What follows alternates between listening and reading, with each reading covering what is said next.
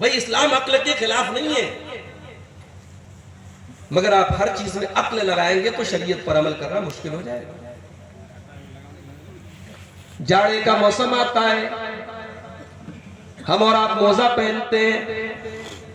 शरीयत ने इजाजत दी, अगर आपने वजू करके मोजा पहना है तो मोजे पर मसा कर लीजिए। आपको पैर से मोजा उतारने की, पैर को धोने की जरूरत नहीं है।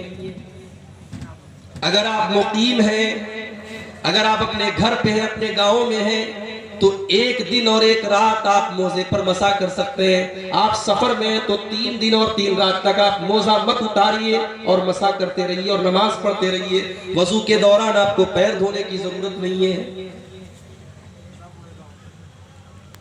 लेकिन कभी आपने गौर किया, जब हम मोजा पहन करके चलते हैं तो मोजे के निचले हिस्से पर गर्दो गुबार लगता है, मोजे के निचले हिस्से पर डस्ट लगता है, धूल लगती है। मगर जब हम मसा करते हैं तो मोजे के ऊपरी हिस्से पर मसा करते हैं।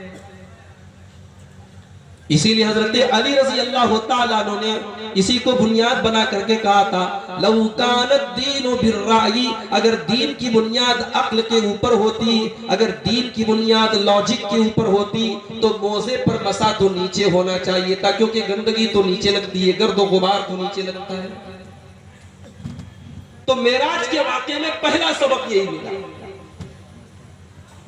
अक्ल को किनारे करके।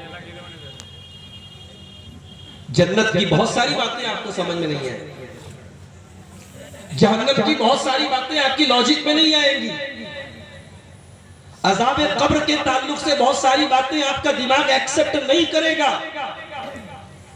ईमान का ताल्लुक दिमाग से नहीं है, ईमान का ताल्लुक दिल से है।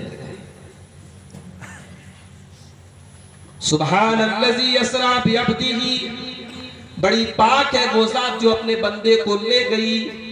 और यहां अल्लाह ने अपने बंदे कहा, रसूल नहीं कहा, हबीब नहीं कहा, खलील नहीं कहा, नबी नहीं कहा, सुब्हानल्लज़ी असरा बिअब्दिही कहा, बंदा कहा।